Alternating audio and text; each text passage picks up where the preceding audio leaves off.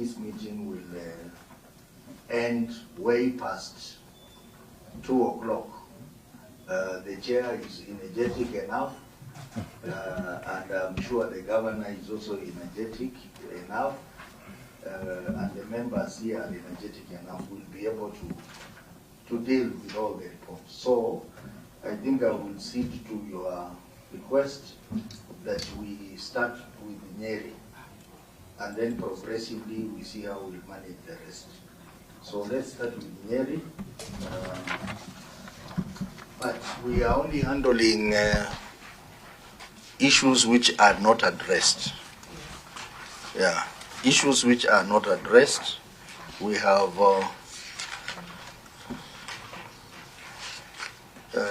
the issue on errors in presentation and disclosure of financial statement. Auditor says is addressed, but we have said we will give a recommendation. Then the issue in accuracies and inconsistency in financial statement, the matter is partially addressed. Maybe this one I would require the auditor to indicate to the members what has not been addressed in this query.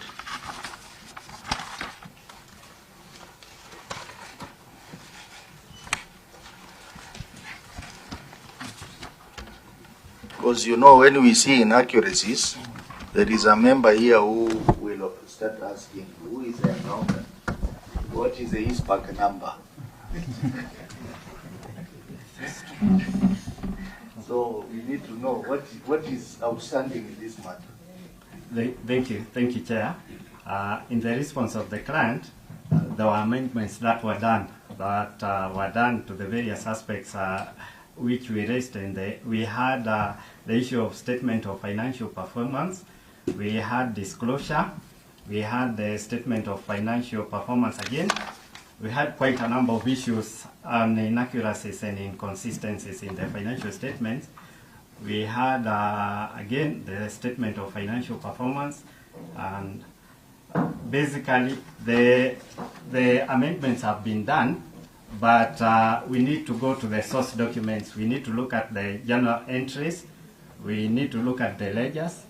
And the issue, again, is tied up to observation number 3, where at the time, trial balance was not provided. So basically, we have to do an in-depth audit on the various aspects of the inaccuracies, Chair. So are you trying to say you need more time on those issues? Thank you, Chair. We have planned the audit for 23-24 in the coming months, once the financial statements are submitted to us on 30th September next week, and this is the time that we'll confirm the various aspects of the inaccuracies, Chair. Okay, so because now we have several issues that were amended. We have inaccuracies and inconsistency in financial statement. We have unbalanced statement of financial position. We have unsupported expenditure, which you said you want to verify the vouchers. We have unclassified expenditure, which required further verification. And then now you are saying all this affected the trial balance. Yes. Is that the position? Yes, Chair. What I want to highlight to the committee is that the trial balance has been provided this morning, and basically the trial balance captures all the various components of the financial statements. And without a trial balance, this is the main observation that resulted in an adverse opinion. So we need to go back to the various aspects of the balances as provided in the trial balance, Chair. Yeah, members, the members who have just joined us, before we started, there was an appeal from the governor to the Auditor General on the matter of there having been some inconsistencies in the audit process, which the auditor has confirmed that being the first audit, there were challenges. So I think, to be fair, we will allow them to go and verify the amendments that have been made of this account when they are doing 2023-2024 audit, which we will have an opportunity to look at, so that now we deal with only matters which are indicated here as not addressed. Pardon? Use the mic, please. If you have an issue, use the mic. We are requesting as a committee if we could just now directly go to the specific matter and we start engaging. Yeah. So that this is for matters which are partially addressed, and the only reason why they are partially addressed is that the auditor is yet to confirm the amendments they have done in 2023-2024 report. So we will only go to the matters which, auditor, you have indicated not addressed, except the trial balance. So we now proceed to issue number 1 is budget control and performance. Budget control and performance.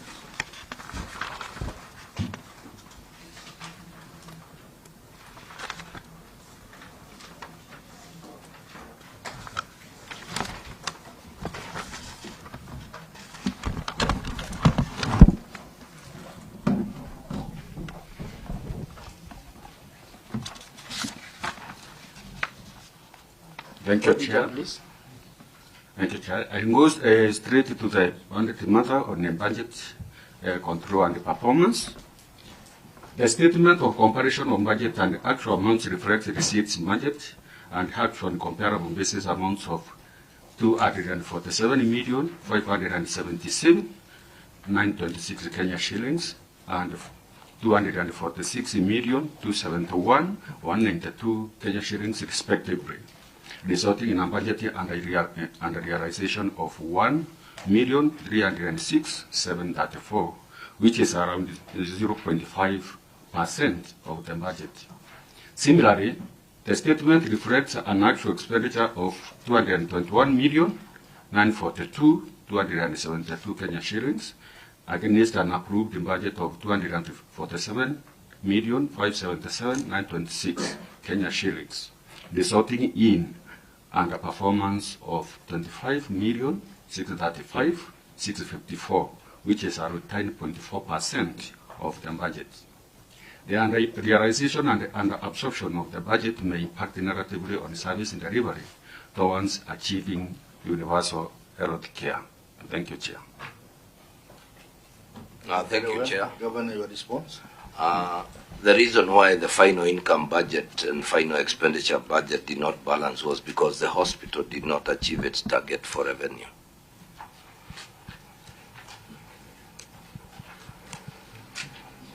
Auditor, what is your comment on that response?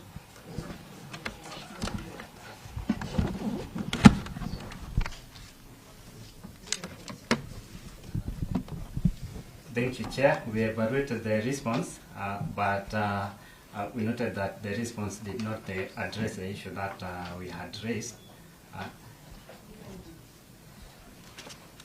So the auditor is saying the response is unsatisfactory. Chair, maybe then you can allow me to allow Mr. James Maina with the accountant to explain that, because clearly when you make a budget, it's an estimate. Those sets of documents to verify and submit to us, and the county you have 14 days on this. And this query also appears, as I said earlier, in the Nyeri Referral Hospital. Same query. So I think there is a problem with the way, the movement of items once they are procured within the hospitals.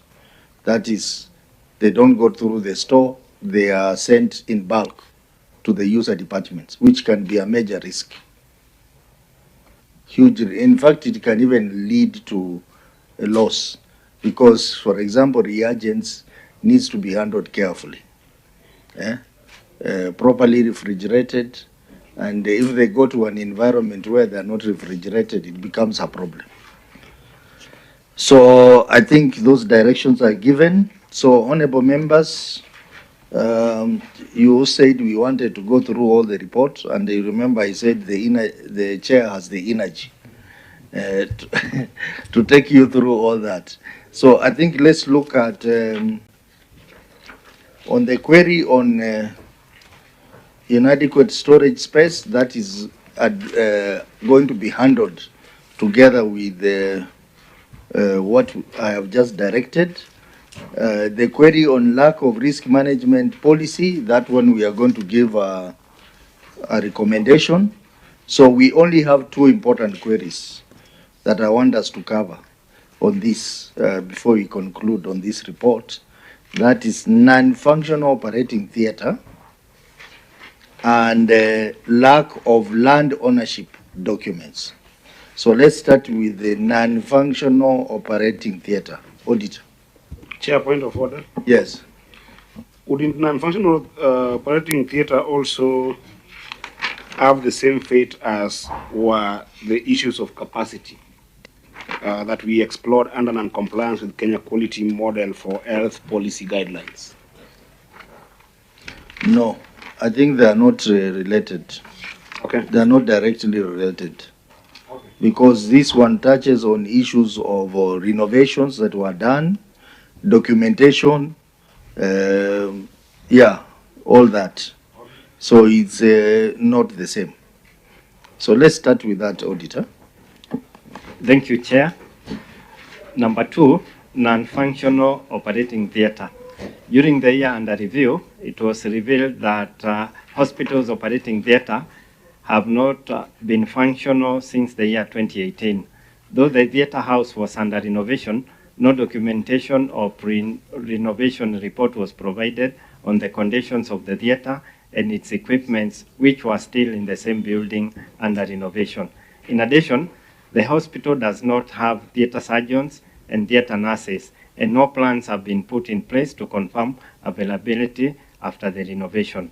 This is contrary to Section 153, subsection 1 of the Public Finance Management Act 2012, which require the accounting officer for a county government entity is responsible for the management of the entity's assets and liabilities and shall manage those assets in such a way as to ensure that the county government entity achieves value for money in acquiring, using, and disposing of those assets.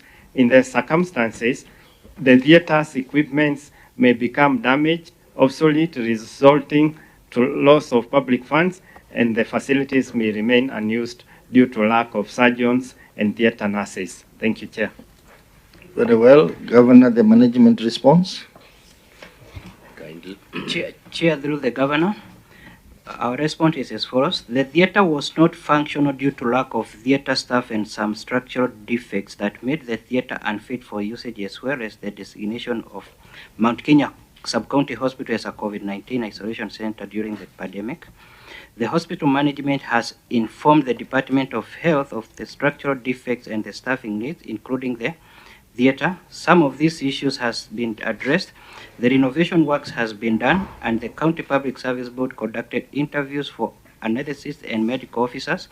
The hospital management will continue to lobby for anesthetists and extra medical officers so as to fully operationalize the theatre. The theatre items and equipments were safely stored in one of the rooms in the ward due to lack of enough storage space in the hospital so as to safeguard them from damage. And it is important, Chair, to add that it is now operational, fully operational as we speak. Okay, yeah. Auditor, can you confirm that the theatre is now fully operational? Thank you, Chair. We are going to confirm this in the coming audit, which is scheduled, to confirm whether this theatre is operational. Thank you. So, but what is your comment on the response? The response verified is not satisfactory to the extent of that verification. Thank you. Yeah, so in those 14 days, 14 days, 7 days we have given you after you have received you can also visit the hospital and also give us a report We'll do that. on Chair. whether this theater is now operational. Proceed. Chair, but the audit query also is not just limited to the operationality of the theater. It's also to the issue of documentation, because it talks about the potential of loss of funds. Whenever I see that kind of query, I get my antennas high. I want to just ask the question. I guess I've been overtaken by the answer that the theater is operational. But how much was used in the renovation? And is there a report, a pre-innovation report? I mean, the pre-renovation report and post-renovation report that is available that this committee can be able to get. Because the pre-renovation will tell us what was intended to be renovated, what was the cost estimate for that, whether there was some engineer's estimate or whichever the contractors were, and then afterwards, if it is functional, what is the post-renovation report? Are there any challenges that you still face? Are there areas that were not achieved in terms of the larger scope of work that was in the pre-renovation? Is there incapacity of some areas that still needs further innovation or further equipping? I would want to see that from the report so that we know whether the operationalization is actually optimal to what is supposed to be. So if it's not here, if the governor can tell us whether that report is here, if it's not here, then perhaps it could also comprise the documentation that we want to see, other than just the operationality of that theater when the auditor comes in 14 days. So, Governor? Chair, I think it also applies with the assets and liabilities. I think the issue is value for money that has been acquired so far. Yeah, I think the key issue here has been stated by Eddie, that yes, the theater was under renovation, but in the absence of documentation and pre and post renovation report, we cannot know what was renovated and at how much. So maybe, Governor, you can clarify on that. Thank you very much. I think, as has been stated, is that it was under renovation. The documents and the necessary procedures were followed, and they can be presented as part of that. Although I still believe they could form part of the next audit, but they should be prepared. I think they can prepare them and just provide them. So you provide them to the auditor in the 14 days, and then the auditor will verify and bring the responses. So, Chair, even as much as the Senate is emasculated for funds, it's past 2 and you're offering us nothing except black coffee.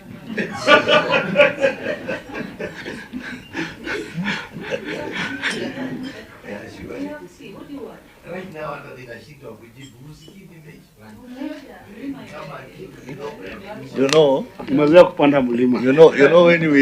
when we started, we said we all have energy, and the governor akasema kama ni mbaya ni mbaya.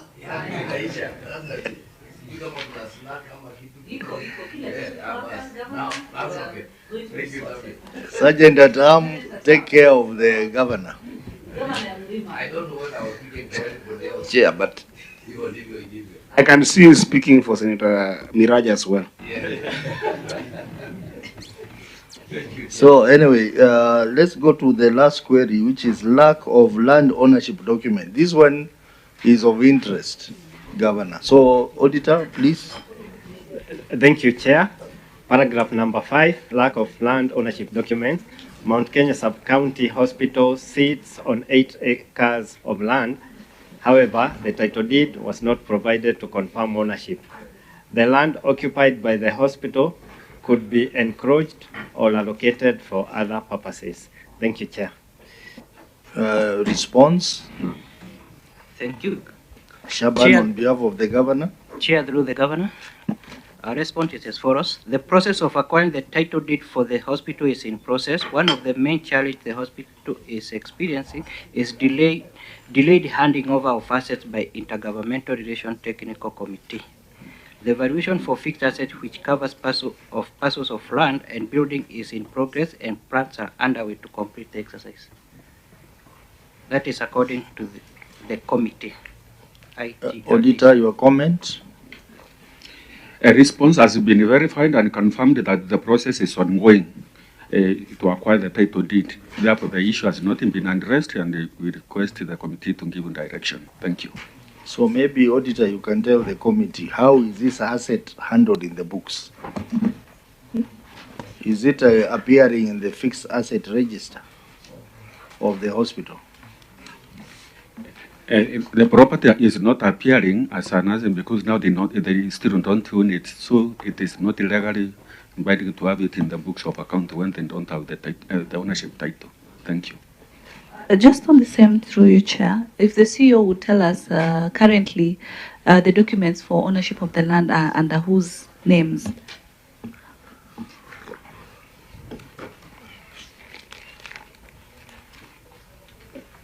I will help him answer that question. Yes, please. Currently, the title deed is in the name of the trustees of the Mount Kenya Hospital, sub-county hospital. The hospital was run by a body or a group of trustees. Some of them have died, and I think currently we have Duncan Dego and one more who are living. That was in the years, those pre-independence. In our process to try and get it back, we realized, I think it is, the lease is ending in a year or two, something like that. And we opted as a county, because it is us who will now renew the lease, to renew it in the name of the county government. So that is the process that is ongoing. That's fine, you've clarified, but as far as this audit query in terms of the value and the asset element part of it, it's not being captured. Yes. And it's critical because it's part of the hospital assets. So I think the chair, you can give the governor timelines so that they speed up that, so that in the next financial reports, then that can be captured as part of the assets and its value. Does the governor have a lot of control over that? You know, because it's a lease. Yeah. And the last time we checked with the land department, I was told it is ending in 2 years, which was last year. So it must be ending either this year or coming year. And then we will now do the necessary. But Governor, you know that in terms of renewal of the leaseholders will have a say. There is no quorum. There is no controversy. There is no controversy, because they were holding it in trust for the people, you know. So it is a trust. Yeah, there is no issue on that. It's only that we felt now it was going to be a little bit, you know, unnecessary expenditure. So we wait until that time. Then we do the necessary, and then it converts to the county government. Okay, I'm sure maybe in the next audit cycle, 2023, 2024, yes, the matter would have been completed. True. So hopefully the query would have been addressed by then. Agreed. Yeah. I think so. So, Chair, Yes. just to clarify that Governor is saying that there's no fear of any reallocation whatsoever. We are in possession of the entire land. And we have been in communication with that team.